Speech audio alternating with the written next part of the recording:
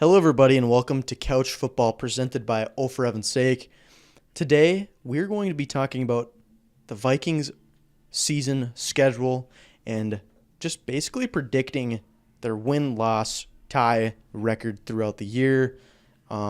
Just Levi today, me, myself, and I. And we're going to be going through starting at week 1 at the New York Giants to start the season off. I'm seeing a win here.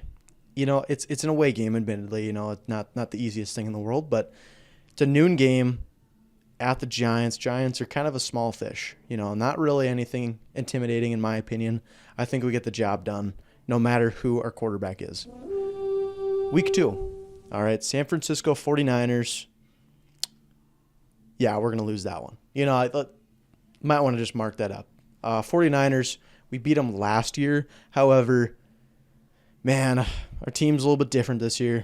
I'm not totally sure if, we're as good as last year or as experienced as last year. So I'm going to mark this one up as a loss. So right now, hey, 1-1, got the Texans. Probably going to be a loss, in my opinion. Texans, great team last year. Honestly, very young team. They're only going to get better, honestly. So, you got CJ Stroud, potential MVP candidate. I think, honestly, it's going to be a loss. So we're at 1-2 going into week 4 at Green Bay. Man, that's going to be a tough game. I'm going to mark this one as a loss again. I'm a Vikings fan, sad Vikings fan that's kind of experienced all the ups and downs. And unfortunately, I'm not too optimistic this year, to be honest. 1-3 headed into week 5 against New York Jets. Aaron Rodgers, hopefully he doesn't tear his Achilles, to start the year again. I think this one actually is going to be a surprise win, in my opinion. Jets should be a really good team.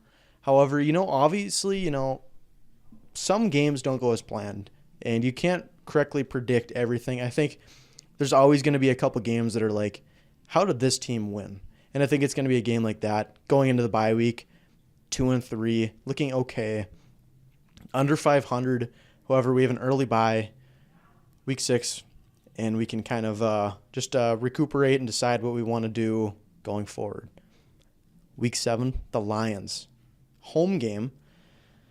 I think we get the job done coming out of the bye week. Fresh legs, fresh mindset. Go back to 500, 3-3.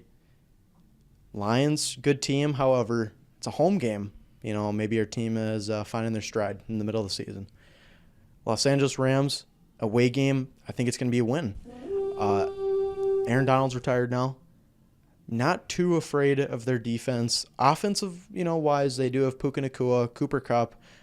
He has battled some injuries lately. I think we can kind of, take care of that team with our Brian Flores-led defense, and I think we get the job done. All right, 4-3. Now to the Colts. Home game.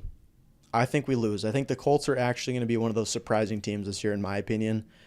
Anthony Richardson coming off of a injury-riddled season last year. That guy has extreme talent and extreme potential, and I think he does unlock that potential. And that team could be a wagon, especially with that rookie receiver, Donnie Mitchell. Week 10, Jaguars. I don't know. This is kind of a toss-up game for me. Jaguars have been kind of a middle-of-the-road team since Trevor Lawrence has joined them. It's an away game. I think we're gonna lose this game, unfortunately. It's tough, but I think the Jaguars are going to be potentially a playoff team in that tough division, with the Colts, Texans, Titans. Tough division with some young, good quarterbacks. But I think the Jaguars are going to be a playoff team, and I think we're going to end up losing that one. So back-to-back losses going into Week 11 at Tennessee. I think we're going to win this game. Will Levis, in my opinion, is a good quarterback. He's going to be a good quarterback. I don't know if he's going to be a great quarterback. I'm more pointing towards the fact that Derrick Henry's no longer on that team. They do have Tony Pollard. However, Tony Pollard struggled last year. And can he take on the workload of a starting running back? I'm not totally sure. I'm not totally buying it. They do have Calvin Ridley as a new wide receiver, new weapon for Will Levis, along with DeAndre Hopkins, established veteran, and some other kind of younger options at wide receiver for that 3 spot. At the Bears, I think we're going to win this one. Caleb Williams, I'm sure, is going to be a good player. Rome Odunze, I'm sure, is going to be a good player. I think it's just the classic Bears-Vikings. It's always going to be 50-50, no matter how good the team is, no matter how bad the team is. It's always going to be a toss-up game. That NFC North rivalry, I think we're going to actually win this one at the Bears. So back-to-back wins. Week 13, Cardinals, I think it's also going to be a win. I don't think the Cardinals are that scary of a team. They have Kyler Murray. He's got injury issues. Marvin Harrison Jr., I'm sure is going to be great. He's a rookie wide receiver. That seems to be kind of their only true wide receiver weapon. You got guys like Michael Wilson, who's kind of been 50-50, good games, not so good games. James Conner, Trey Benson as that running back tandem should be pretty good. Not sure about their offensive line, though, to be honest. Could be kind of mid. Trey McBride's also a good tight end, though, for them. So I think it's going to be 3 wins in a row going to the Falcons. All right, huge game here.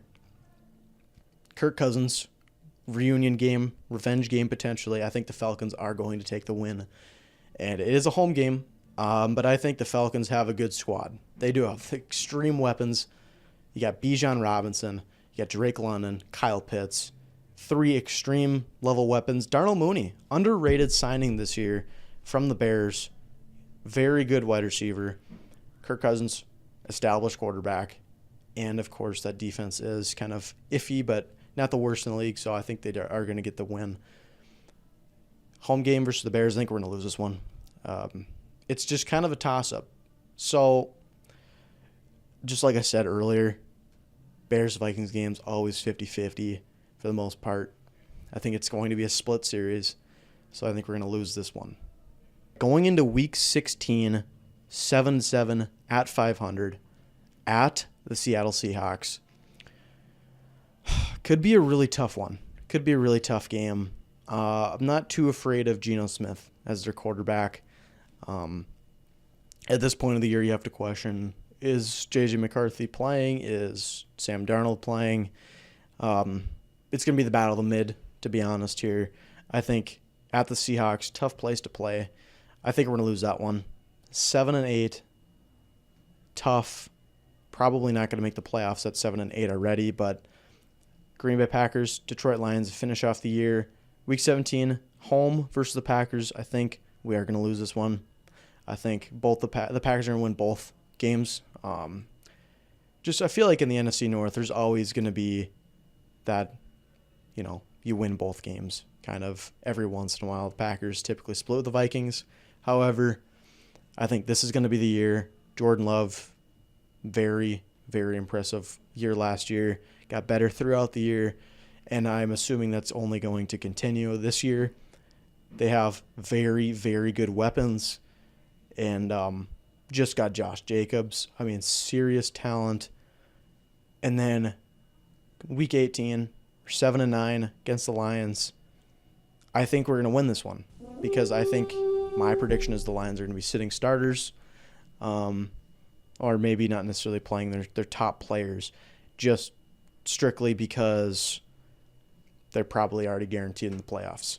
So I think the Vikings officially will go 8-9 this season. I think it's going to be better than what most people are predicting, just because, man, that defense is going to be good, in my opinion. Brian Flores, he's got it down. Dallas Turner is going to be dominant as a rookie. The offense, honestly, if Sam Darnold or J.J. McCarthy can get cooking, this team could be legit. And people are overlooking the Vikings, but not overlooking them too much. I think it's going to be 8-9, and I think next year could be a year where we elevate to that playoff level. So this year, 8-9, missing the playoffs. Let me know what you guys think in the comments below. Feel free to subscribe if you like the content and you want to see more. Thank you to DJ Coulter for sponsoring this video and the vlog camera you are watching right now. just very nice of him to give us a camera. Great agency for American Family Insurance. So make sure you go check him out. In the description will be kind of the details and where you want to contact him. Thank you guys for watching this video.